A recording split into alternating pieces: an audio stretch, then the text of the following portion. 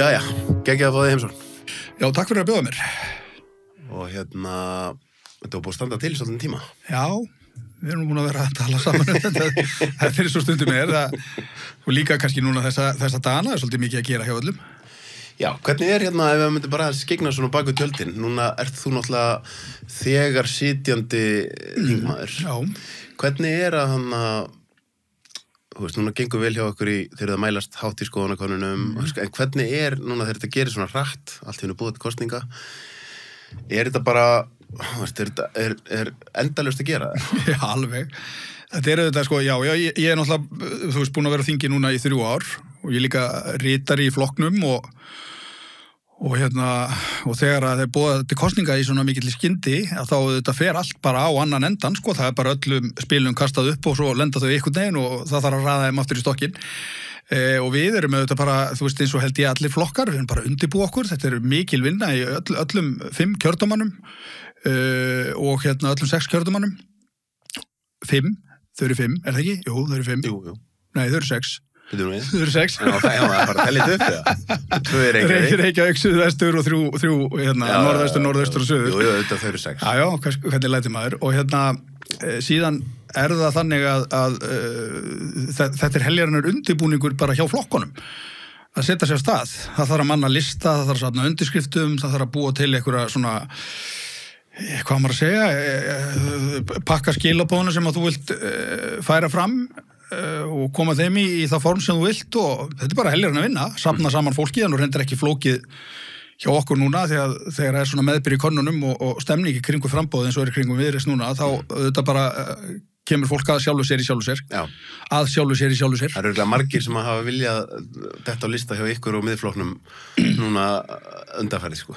Já, það er þannig og náttúrulega með efstu sætin þá er oft fleirum hituna heldur en kannski fá. Þannig að það getur verið svolítið kúnst að raða upp á lista og við fórum þá leið eins og allir hinn í flokkarnir nema Píratar að stilla upp en við erum ekki með prófkjör. Bara mátu það þannig að það væri bara ekki tími til þess að gera það. Frambjóðendur hefði ekki haft nægan tíma til að kynna sig. Þetta hefur búið til svona aðstöðumun á milli þeirra sem eru sitjandi þingmenn og þekktir og hinna sem eru óþekktir. Þú veist, íkt þann aðstöðumun, hann er nú nægur fyrir. Þannig að við erum bara búin að vera á fullu í þessu öllu. En ég meina, það er, eins og þú segir, sko, það er rosalega mikið að gera, en þetta er óbærslega skemmtilegu tími. Já. Þú veist, við erum á flegi ferð út allt, ég meina, það er gaman að hitta fólk. Er ekki líka gaman að sé eftirspurn eftir manni? Þú veist, þegar það er verið að fá manni fullt af viðtölum, það er fólk sem að vill hitta mann og tala um mann, það er skemmtilegra heldur en að enginn hafa áhuga að tala um mann. Jú. Þetta er þannig, ég meina, við reynum auðvitað svolítið að vera aðgengileg bara almennt, en það er auðvitað þannig á þessum tíma, þá fer fólk að hugsa öðruvísi. Það er meðvitað að það er að koma kosningar, ótrúlega margir sem er ekki búin að gera upp hugsin alltaf, og mér finnst svona Íslendingar nálgast þetta þannig að þegar að það er stutt í kosninga, þá fara menn að hugsa svona stúdera frambóðun, maður tekur eftir því að það eru margir bara að skoða öll frambóðun mjög grúndikt, hafa samband við okkur, stoppa okkur á förnum vegi, hitta okkur þar sem við erum og til að spyrja okkur út í, sko. En mér finnst reyndar, þú veist, mér finnst þetta reyndar að vera þannig, það er allir að hugsa það sama, það er allir að hugsa verðbólgu og vexti og þessa biðlista í heilbrigðiskerfinu, ekki síst fyrir börnin okkar. Mér finnst svona mér finnst einhvern veginn það verður rosalega skýrt hjá almenningi hvað er kosið núna. Það hefur nokkið endilega alltaf verið það, sko. Nei, og mér finnst, sko, eins og við ræddum aðeins áður við kveiktum á upptökunni. Já. Það er þessi stóra mynd. Þú veist, mér finnst ákveðin ég ræddi þetta nú aðeins við Kristrúnu þegar hún kom inn. Mér finnst ákveðin samfélagssáttmáli rofin.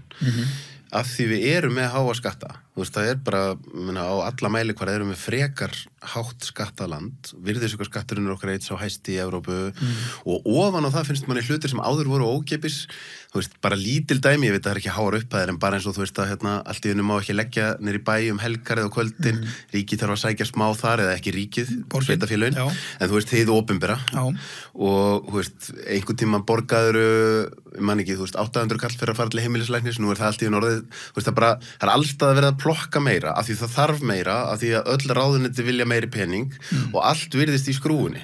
Og maður sko, hvernig getur á sama tíma og það er að ríkið er að sækja svona mikið pening, þá er eins og öll grunnkerfin okkar, eins og þú nefndir biðlista. Manni líður eins og þau hafa sjaldan verið á verri stað. Sko. Nei, þetta er alveg rétt hjá þér, þetta er svolítið merkilegt sko, ég meina, ég er svolítið sannfærður það að það er hægt að gera svolítið betur í að fara betur með peningafólks. Eins og þú segir, skattbyrðin hérna er há, svona í samhengi við önnur OECD-lönd, það er bara þannig og svona kannski stóri massin er auðvitað þessi svona breiða millistétt. Maður upplifir það hjá þessu fólki að það nákvæmlega hafa áhyggjur af þessu sem að þú ert að hafa áhyggjur af sko, okkur ég að borga svona háa skatta, okkur eru allir þessir biðlistar sko, þarf þetta að vera svona, biðlistarnir hafa verið að lengjast, það er bara alveg hárréttir, hafa bara verið að lengjast mjög mikið. Já, því rofið sem þá á sér stað kannski að þá allt í hennu þú veist, nú hef ég svo sem ekki búið á Norðurlöndum, menn maður upplifur og maður heyrt af fólki sem býr þar að sé svolítið. Þú veist, það er bara ekki vel séð að þú ætlar að reyna svíkjundar skatti. Það er bara almennt séð myndi fólk bara vera með í maganum. En á Íslandi út af þessu. Finnst manni svo hugafarið hjá mig mörgum sé bara, ef ég kemst hjá því að borga skatt, auðvitað ger ég það, skil. Af því það er einhvern veginn þessi samfélagssáttmáli virðist ekki almennilega vera lengur í gildi, sko. Nei, það molnar auðvitað undan honum þegar við borgum háa skatta og þegar við erum síðan allt í einu ekki að fá þá velferðarþjónustu sem okkur finnst að við eigum að fá. Og þetta hefur verið að versna núna að undanförnu, þessi biðlistamenning sem er orðin alveg óþolandi í heilbrigðiskerfinu. Þá fara menn stundum að tala, já það er svo mikill mönnunarvandi sko, það vantar fólk og þess vegna biðlistar vantar menntaða lækna og hjúkrunarfræðinga og eitthvað svona sko. Nei, mönnunarvandin er auðvitað líka þá bara mannanna verk, hann er afleiðing af einhverju rángri stjórn, er það ekki? Og sko ég tek eftir því að fólk hefur svolítið áhyggjur af því að því að við vitum öll að ef að ríkið ætlar að ná niður verðbólgunni þá þarf að fara betur með peningafólks. Ríkið þarf að gera það sama og heimilin er að gera, draga svolítið saman seglin, það er bara þannig ef við ætlum að ná niður verðbólgunni. Og það eru margir sem hafa áhyggjur af því, ég meina því það ekki endilega lengjast þá ekki bara biðlistarnir. Nei, ég meina ef þú horfir, þú veist, ef þú pælir í þessu, ef þú tekur allar tekjur ríkisins, þetta eru óskaplegar fjárhæðir. Heldur þú sé alveg ekki hægt að spara þarna nokkur hressilega án þess að þú sért að taka það einhvern veginn úr mikilvægri velferðarþjónustu, auðvitað er það hægt. Auðvitað, og það er það sem ég finnst vera verkefnið ykkar sem komist til valda, það er að finna það sem væri kannski hægt að kalla svarthól í ríkiskassanum. Auðvitað líður öllum eins og þeir séu mikilvægir og auðvitað en þá er það bara þetta þeir sem komist til valda núna þurfa að taka óþægilegar ákvarðanir. Það er bara óþægilegt að horfa á einhverjar stofnun hjá ríkinu eða horfa á einhverjar kannski stétt sérfræðinga eða eitthvað og segja bara ok, þeir eru örugglega að vinna fína vinnu en grunnþjónustan þarf bara þessi peninga. Þannig að það þarf bara að segja upp fólki, það þarf að stokka upp og eins og þú nefndir Landspítalann að nú veist mér sko sú stofnun, ég gerði fréttaskýringa þátt fyrir einhverjum árum þar sem að ég fór inn á hjartagáttina inn í Svíþjóð og hjartagáttina hérna og bara þetta saman. Launin aðeins hærri í Svíþjóð, þú veist þá fólk sem hafði verið að fara frá Íslandi til þess að vinna þar en þau sögðu öll það sama. Ástæðan fyrir ég vil vinna hér er að þetta er svo miklu betur skipulagt. Ég mæti vinnunni, ég veit hvað ég er að fara að gera og ég er að fara að vinna vinnuna mína. Það var aðalatrið og hún fann það bara sjálfur að streitulevelið hérna inn á Landspítala meðan við streitulevelið hafa svona 300-400% meiri streita. Og þú veist með þetta er eitthvað svona skipulagsvandi. Já, að hluta til getur það auðvitað verið skýringin. Ég meina, ég held að þetta sé rétt. Það er alveg svakalega mikið álag á fólkinu okkar inn í heilbrigðiskerfinu. Engin efast það, sko. Á mörgum stöðum, sko. Og álag í heilbrigðiskerfinu, svona, ef það er kannski ómennst á einhverjum póstum, það auðvitað kannski, getur auðvitað leitt til þess að útkoman úr verkunum verður ekki eins góð og við vildum. Þannig að við verðum einhvern veginn að ná að vinda ofan þessu. Ég meina, þú sagðir við þurfum að finna svartholi, ég vil nú meina það við sem búin að finna það. Ok, hvað er það? Er eðlilegt að ríkið sé að borga 120 milljarða á ári í vexti? Sammála. 120 milljarða. Sammála. Það er bara mjög Ég ætla bara að nefna þess að tölur 120 milljarðar, sko. Ja, þetta er mjög óeðlilegt. Þetta er þriðji hæsti útgjaldaliður ríkissjóðs. Við, þú veist, ef við náum að lækka þessa tölu ég var að segja helming, þú veist, þá erum við komið 20 milljarða. Þetta er alveg vel hægt. 120 milljarðar eru rosalega upp að í svona litlu hagkerfi. Þetta er bara svakalega hátt. Þú veist, það er þetta sem er, sko, Ísland skuldar ekkit endilega miklu meira heldur en önnur lönd, alls ekki, en vextirnir sem við greiðum af okkar skuldum eru miklu hærri og verri heldur en önnur lönd gera, þannig að mér finnst nú svarthólið kannski vera svolítið þar. Já, þú veist að tala heimili, ef þú værir að fara inn í heimilisbókhald og það væri allt í hennu bara, en við erum svona hálf prósent að fara í vextina. Við erum náttúrulega greiðalaus, ef við erum með húsnæðislánin, þá erum við þetta bara, þú veist, á svipiðum stað, sko. Reyndar. Vaxtakostnaður einn stærsti útgjaldaliður fólks, ef ekki svo stærsti á sumum heimilum. Já, þá myndum maður kannski segja á móti að ef þú ert að reka heimili, verður að hafa þak yfir höfuðið. Já. Og það ekkert betri í boði. Og meðan að ríkiskassin kannski svolítið svona, þú veist, ég myndi segja, þú veist, fólk meira upp við vegg, að bara hvað ætlar að gera ef þú ætlar að komast hjá þessum vaxtakostnaði sem einstaklingur eða fjölskylda, það ekkert annað í boði. Nei, þú verður að vera með þak yfir höfuðið. Já, eða vera á leigumarkaði og þetta ástandið ekkert endilega betra þar, sko, útgjöldin eru þetta greiðlega mikið þar.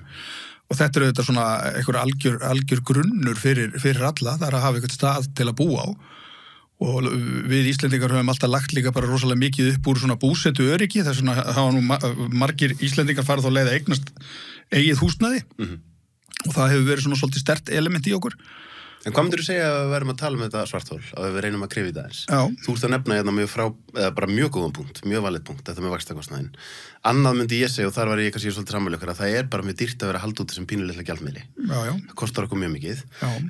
Og þriðja síðan yfir byggingin, við erum svo fá að þú veist, það að við séum með, ég man ekki hvað erum við með 30-40 lífeyrissjóði í þessu litla landi, við erum með, sko, þú veist, x mörg sveitafélag, svona auðvitað verður rekstrakostnaður þó miklu hærri hlutfallslega heldur en í 20 milljóna löndum þar sem þetta svona strömlínulegar að hvernig þetta rekið. Það er rosalega rekstrakostnaður við að vera með þessar litlu einingar og allar yfirbyggingarnar. Já, það myndi ég halda. Við erum náttúrulega rosalega lítið samfélag og það er alveg rétt að hefur náttúrulega margótt verið rætt um að það mætti nú kannski fækka lífeyrissjóðunum og sameina og það myndi þá mögulega bara skila sér í betri ákomu fyrir þá sem að síðan þykja peningana þegar þeir fá tilbaka peningana öllu heldur sem að menn eru búin að greiða inn í sjóðana, það myndi kannski bara bæta stöðu þeirra og þetta líka, menn hafa nú verið að reyna að sameina sveitafélög, það getur verið svolítið snúið vegna þess að fólk vill vera garbaðingur eða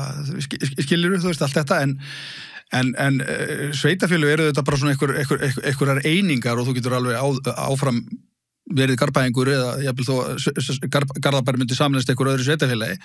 Þú veist, þetta bara á valdi þeirra sem búi viðkomandi sveitafélögum. En það er svo víða þarna einmitt nákvæmlega. Svona hefur maður á tilfinningunni mikill kostnaður sem að fer í að halda kerfum saman eða utanum kerfin en kannski minni peningur þá á móti í þjónustuna sem kerfin eiga að veita. Og þetta er alltaf rosalega viðkvæmt.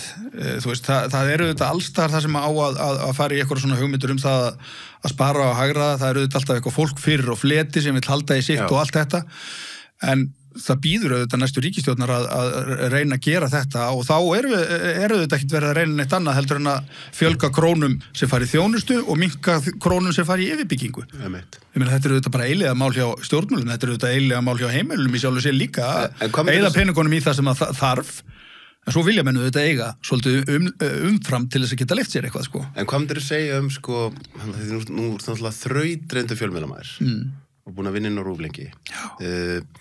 Sko, ég kannski pínu erfiður með svona, þú veist, þetta hugtak mainstream fjölmiðlar og eitthvað svona, en maður hugsast, þú veist, núna, við erum að tala um óvinsæla stjórnmálamenn sem er að taka kannski óþægilegar ákvarðanir. Þetta er að gerast dálítið víð út í heimi, að það er verið að kjósa fólk til valda, sem er svolítið bara, þú veist, ég er bara að fara og vaða hérna inn í kerfið. Þeir eru allir stimplaðir sem öfga hægrimenn í fjölmiðlum og þá hugsa maður svolítið svona, hvað er það, þú veist, og þá er náttúrulega ákveðin freistni vandi að þú ert stjórnmálamaður að taka ekki óþægilegar ákvarðanir eða, þú veist, halda sér bara til hlés og vera ekkert, af því þú vilt ekkert lendi í þessari hakkavél, skilur við. En það sem við þurfum einmitt fólk sem þú er að taka óþægilegar ákvarðanir og það er kannski kallað eitthvað öfga í ákveðin tíma, svo fatt allir eftir 6 eða 8 ár, þetta var frábært. Þetta var bara rosa mikilvægt. Já, umræðan er þetta svolítið polariseruð, sko. En ég meina, þú veist, þetta eru þetta þannig að það þarf bara að vera öflugt og kröftugt atvinnulíf til þess að standa undir mikilli velferð, sko. Mér finnst nú svona vinstrafólk oft svona ekki gera sér grein fyrir því að ef við þrengjum of að atvinnulífinu, til dæmis með sköttum og svona, þá eru þetta minka möguleika þess til þess að búa til fleiri störf og allt þetta og í raun og veru fleiri skatttekjur. Þetta þessi klassíska svona umræða á milli þeirra sem eru vinstri og hægri og svo hafa þeir auðvitað eitthvað allt aðra skoðun og þeim sem eru hægra megin. En ég hef það einhvern veginn á tilfinningunum núna að það sé hægt að taka ansi góðar ákvarðanir án þess endilega að bitni á þjónustu. Þú veist, við eigum hérna 300-400 milljarða í bönkum, ríkið. Við eigum fullt af lóðum sem hægt var að skipuleggja og byggja á. Það er hægt að selja þetta, greiða niður vexti og ef þú greiða niður skuldir ríkissjóðs 300-400 milljarða, þú ert að losa einhverja 20 milljarða í þessum vaxtakostnaði sem ég nefndi hérna áðan, bara svo dæmis ég tekið. Ríkið er rosalega umsvifað mikið í því að kaupa inn og standa í framkvæmdum, en það er auðvitað þannig að ríkið nýtur þess ekki alltaf hversu stærðarhagkvæmnin er mikil í innkaupunum, þannig að ég held að sé að gera mikið þar. Þú veist, það er alveg möguleikar án þess að við séum endilega að kroppa í velferðarkerfin sjálf. Af því að við viljum auðvitað ekki, við getum auðvitað ekki verið að hækka skatt á fólk á meðan það er að borga svona mikla vexti og verðbólgu og við getum ekki verið að taka þjónustu af fólki á meðan að biðlistarnir eru hérna svona langir eins og þeir eru mjög víða í kerfinu. Það gengur ekki upp. En er ég naífur, þú veist, það er auðvelt að vera kannski harður og standa utan þetta. Nú ert þú búin að prófa verin á þingi. Já. Er þetta bara þannig að þú fattar eftir ákveðin tíma, shit, hvað þetta kerfi er þungt, shit, hvað er flókið að breyta þessu. Er maður naífur að standa fyrir utan þetta og hugsa bara, er í alvörinu bara hægt að vaða í þetta og breyta þessu? Sko, ég er auðvitað í stjórnarandstöðu og það er nú einhvern veginn þannig hérna á Íslandi að þú veist, stjórnin hverju sinni, hún bara fer sínu fram og svo er bara stjórnarandstöðan svolítið að veita aðhald og eitthvað. Það er engar tillögur frá stjórnarandstöðinni samþykktar eða það bara er ekki þannig. Nei. Eða öll mál sem eru samþykkt í þinginu, þetta eru bara stjórnarmál og einhver mál sem að þingflokkar í stjórnarandstöðu þingmenn leggja fram, þau bara tínast eitthvað stærinn í nefnd, sko. Nei, þú veist, auðvitað er hægt að breyta mörgu, en ég held að þeir stjórnmálamenn sem segja við fólk, ef þú kýst mig, þá ertu komið í lag eftir ár. Það er auðvitað ekki þannig, sko. Það er auðvitað bara... Nei, en maður væri bara að horfa En auðvitað er þetta að gera hansi mikið á 4 árum, sko. En maður var að horfa bara hennan heiðarleika. Að þú segir, ok, eins og þú segir, það er kannski útópía að segja ég ætla að breyta þessu eftir 1 ár. En að þú myndir bara segja ég ætla að breyta þessu, svo bara byrjar að rekast á vegg í kerfinu, þá bara segir þú það líka, heyrðu, ég er að reyna að breyta þessu, en það er bara þetta og þetta og þetta sem er að stoppa mig. Þannig að manni líður stundum eins og, þú veist, það er þægilegt þegar þú ert fyrir kosningar og sérstaklega kannski úr að reyna að komast á þingi fyrsta skipti að segja hluti, svo ertu komin að inn, þetta eru næs laun, út með fríðindi og svona, mér langar nú eiginlega bara að fá að vera hérna lengur, sko. Já. Skilur, og þá kemur þessi freistni vandi að, þú veist, allt annað en að fara að vera óþægilegi kallinn, sko. Já, þú veist, við getum auðvitað ekki leyft okkur eitthvað svoleiðis, sko. Við getum það ekki.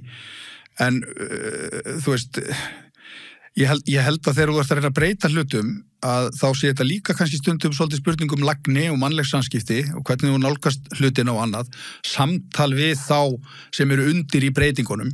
Maður hefur það alveg á tilfinninguna stundum skort eitthvað aðeins og það. Þú veist, stofnanir ríkisins eru 160 í 400.000 manna landi. Þú veist, það eru svo mikil tækifæri til þess að hérna sameina og annað án þess að það bitna á þjónustu, en auðvitað getur svoleiðis alltaf bitnað á einhverjum einstaklingum sem eru í efstu lögum þess sem á að breyta, sko. En það er bara slagur sem menn verða að taka. En ég ætla ekki að þykjast vera einhver gæi hérna frekar en aðri stjórnmálamenn sem getur lagað þetta nú leitni, sko. Þetta er heljaranna mál, en við viljum byrja á því að nýta allra ráðuneytana til þess að fara svolítið grútið ofin í ríkisreksturinn. Hvernig, og þá er það bara viðfangsefnið, hvernig getum við farið betur með peningana? Hvernig getum við, ef að skattgreiðslur á Íslandi eru með þeir hæsta sem þekkist í OECD og við viljum hafa sterkt velferðarkerfi, hvernig getum við nýtt þessa peninga betur þannig að þjónustan batni? Og horfa á allan ríkisreksturinn og segðu mér að það sé engin tækifæri til þess. Trúir því eitthvað maður? Ég held ekki. Nei. Mér langaði að spyrja aðeins, sko, fjölmiðlana. Að því eftir, þú veist, nú þekki ég alveg, þú veist, hafandi verið inn á Stöð 2 í x mörg ár, þú veist náttúrulega þar líka, svo ertu lengi inn á RÚV og það sem ég þekki af RÚV, þú veist, ég þekki mjög mikið af góðu fólki sem er að vinna þar og ég efast einhvern veginn aldrei að sé, þú veist, ég held að séu allir að gera sitt besta í fjölmiðlum, það er bara harðduglegt fólk að vinna góða vinnu undir erfiðum skilur. Þessi þáttur áskriftaþáttur. Inni á sölvitryggva.is fá áskrifundur aðgengi að öllum útgefnum þáttum, aukaefni og nýjum þætti í hverri viku.